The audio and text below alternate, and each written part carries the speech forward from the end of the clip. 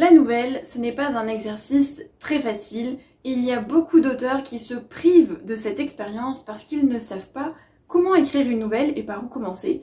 Ça tombe bien, dans cette vidéo, je vais vous donner quelques petits conseils.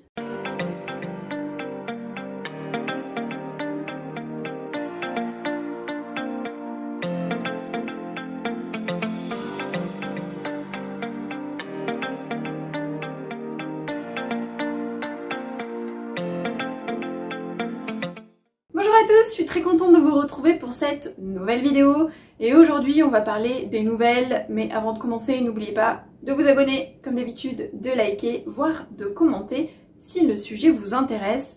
Il n'y a pas très longtemps je vous avais fait une vidéo sur pourquoi faut-il écrire des nouvelles, qu'est-ce qui est bien, qu'est-ce que ça peut apporter. Je vous la mets dans le petit i et dans la barre d'infos, donc n'hésitez pas à aller regarder cette vidéo. Je vous donne juste les raisons pour lesquelles c'est intéressant d'écrire des nouvelles.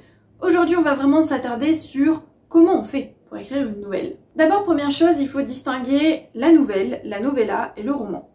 En général, alors c'est très difficile de trouver des tailles précises parce que tout le monde n'est pas d'accord et que si vous allez chercher sur les sites, vous allez voir qu'il y a des nombres très différents. On dit qu'en général, une nouvelle c'est jusqu'à à peu près 15 000 mots.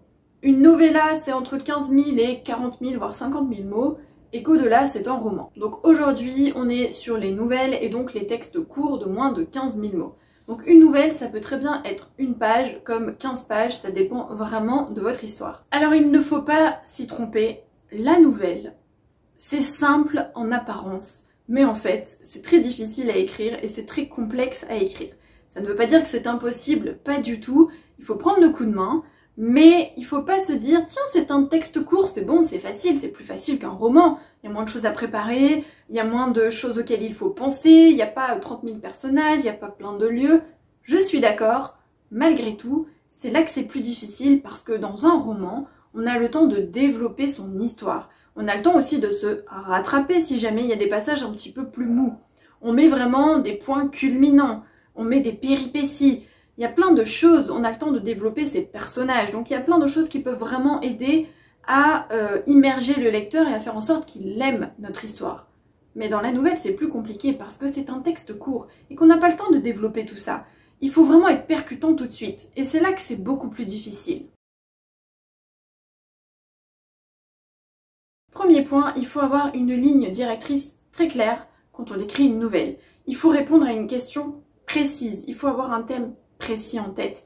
Il faut savoir où on va. On ne peut pas commencer une nouvelle en l'écrivant juste comme ça, sans connaître la fin, sans savoir de quoi on va parler. C'est pas du tout comme un roman où on peut se permettre de se laisser porter. Dans une nouvelle, ça ne marche pas comme ça. Il faut vraiment avoir une ligne directrice très précise.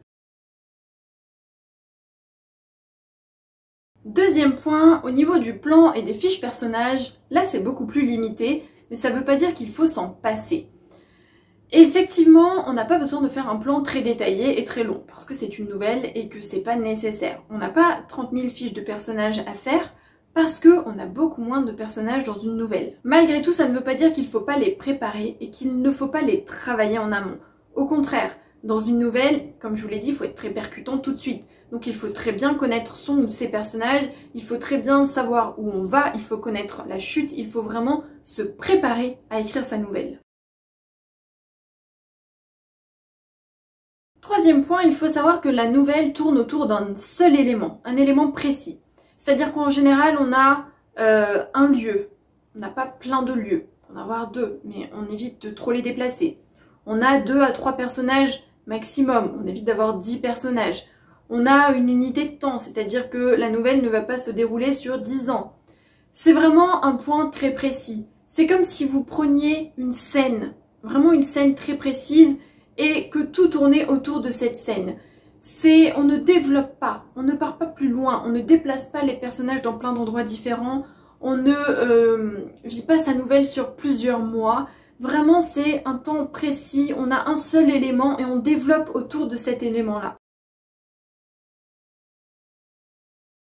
Quatrième point, c'est l'intensité. Une nouvelle doit être intense. Elle doit être dynamique. Ce n'est pas comme dans un roman où parfois il peut y avoir des passages plus lents. C'est normal. Mais dans une nouvelle, pas du tout. Il n'y a pas de temps mort. Il faut que le lecteur soit happé dès le début, dès le tout début de votre nouvelle. Et il faut qu'il reste imprégné de votre nouvelle, de l'histoire pendant toute la lecture. Il faut même qu'il n'arrête pas sa lecture et qu'il la lise d'une traite. Donc c'est très difficile, il faut vraiment happer le lecteur dès le début, il faut que votre récit soit dynamique et que le lecteur n'ait pas envie d'arrêter sa lecture. Cinquième point, et pas des moindres, c'est la chute. Il doit y avoir une chute dans une nouvelle. Certains vous diront que ce n'est pas nécessaire, on trouve des nouvelles sans chute, mais honnêtement, le but de la nouvelle, c'est la chute. Votre nouvelle, votre récit, votre histoire doit mener à cette chute. Il faut presque avoir la chute avant de réfléchir à son histoire. C'est le point culminant, c'est vraiment ce qui porte votre nouvelle. Donc elle peut être intense, elle peut être dramatique, elle peut être émouvante, elle peut être surprenante, elle peut être mystérieuse. Là, vous avez une liberté totale, il y a vraiment du choix, mais tout part de cette chute, c'est-à-dire que votre nouvelle doit mener à cette chute. Et c'est ce qui va surprendre le lecteur. C'est vraiment cette révélation, ce moment où tout monte crescendo, un peu comme le climax dans un roman, sauf que là, c'est sur un temps plus court. Ça monte en tension jusqu'à cette chute. Et là, le lecteur, il va rester vraiment surpris ou étonné ou touché ou ému, ça dépend vraiment de votre histoire. Mais la chute, c'est vraiment extrêmement important, il faut que tout parte de là. Sixième point, et c'est plutôt un conseil, si vous avez envie d'écrire une nouvelle, vous pouvez partir de plein de choses différentes. Soit ce sont des nouvelles qui partent de vos romans, des personnages de vos romans, des petits ajouts, des choses que vous avez envie, des moments que vous avez envie de travailler, ou parler du passé d'un personnage, ou du futur, ou d'une scène parallèle à votre roman. Pourquoi pas, c'est possible.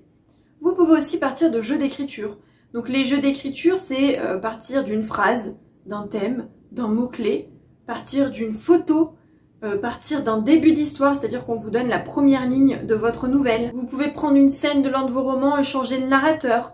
Donc en gros, c'est partir d'une contrainte précise pour pouvoir écrire votre nouvelle. Et c'est un petit peu moins difficile. On pourrait croire que partir d'une contrainte, c'est plus difficile que d'être libre, d'écrire l'histoire qu'on veut. Mais finalement, partir d'une contrainte, ça aide dans une nouvelle parce que il faut tellement que ce soit court, intense, très précis, avec une ligne directrice, qu'avoir une contrainte, ça vous aide vraiment à vous focaliser sur ce point-là et sur ce point de départ.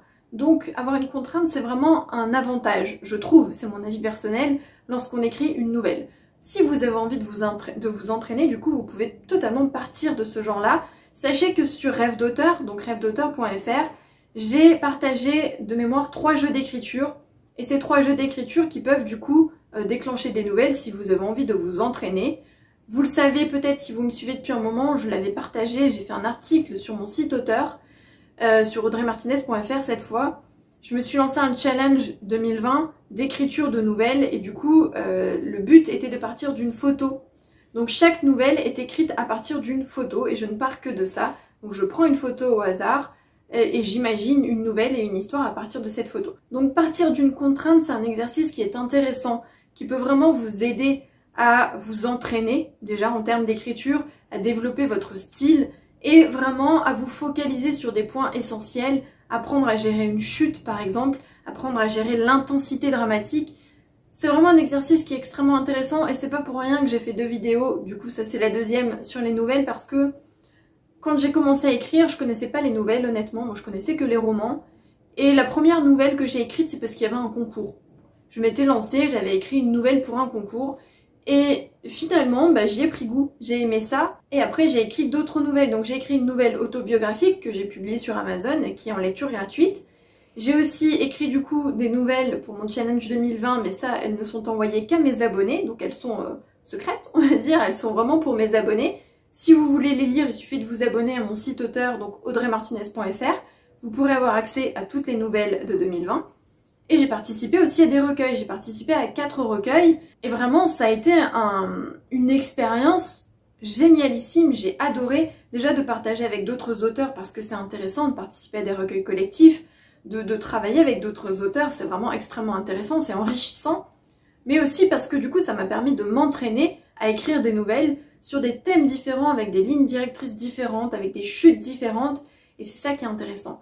Et l'avantage de la nouvelle, c'est que comme c'est plus court, vous pouvez en écrire plus souvent et c'est plus facile à écrire entre guillemets parce que vous pouvez trouver du temps pour écrire une nouvelle beaucoup plus facilement que pour écrire un roman qui demandent davantage de temps et d'investissement. Attention, ça veut pas dire que la nouvelle est plus facile à écrire, ça je vous l'ai déjà dit en début de vidéo. C'est pas un exercice simple, mais ça mérite qu'on essaye et ça mérite de s'entraîner, ça mérite de s'atteler à l'exercice.